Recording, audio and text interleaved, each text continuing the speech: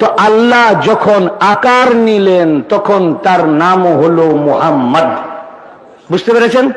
আল্লাহ যখন, আল্লাহর নূর যখন আকার নেই তখন তার নাম হয় মুহাম্মদ, আর যখন আকার থাকে না তার নাম হয় আহাদ।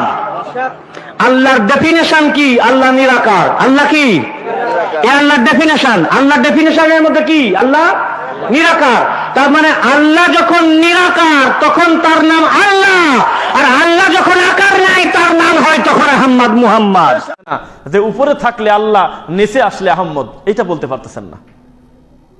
বলে সুফিরা বলে, আপনার সামনে ওয়াজ করতেছে হয়তো রুমাইল মুরিদি বলে না যে মারবেন না ধরে, কিন্তু এর ভিতরে আছে আল্লাহর মুহাম্মদ আলাদা কেউ না, নাউজুবিল্লাহ।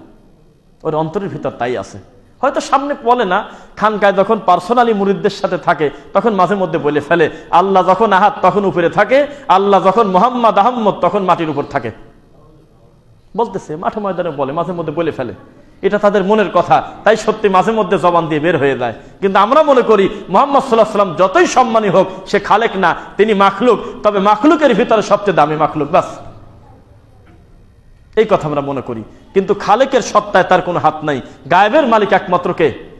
কুল্লা ইয়ালামু মান ফিস সামাওয়াতি ওয়াল আরদিল গায়বা ইল্লাল্লাহ।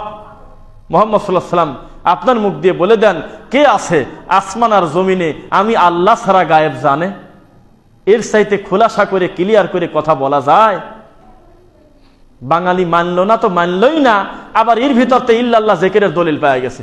কোন লজ্জা! কোন মানে গায়েবের মালিক আল্লাহকে একমাত্র মানে তো নাই, বরং এই আয়াতটা আবার টানি বার করছে ইল্লাল্লাহ জিকিরের দলিল। আস্তাগফিরুল্লাহ, আস্তাগফিরুল্লাহ। আল্লাহ ক্ষমা করুন। তা আপনারাও দোয়া করেন খুব দ্রুত যেন একটা রেজাল্ট আমরা পাই, জাতীয়ভাবে সরকারিভাবে একটা পাস হয়ে আসুক। যে মাঠে ময়দানে ওয়াজ করতে রেফারেন্স দিয়ে ওয়াজ করতে হবে, আপনি নিশ্চিত থাকেন আলহামদুলিল্লাহ সুম্মা আলহামদুলিল্লাহ। আমরা বুঝতে পারি আমরা গায়েবের মালিক না, তবে আমরা যা দেখি মাঠে ময়দানে আলহামদুলিল্লাহ, যারা কোরআন হাদিস প্রচার করে সালাফি মানহাজের মানুষ, তারা ছাড়া এই মাঠে আর টিকার সুযোগ নাই। সত্যি যদি এটা পাস হয়, আল্লাহ দায়িত্বশীলদের অন্তরে তুমি তোমার ভয় ঢোকায় দাও আল্লাহ, তারা যেন সত্যি বুঝতে পারে মানুষের গল্প বলে, কিচ্ছা কাহিনী বলে তোমার দিনের কত বড় ক্ষতি করতেছে, এটা তুমি বোঝার তৌফিক দাও আল্লাহ।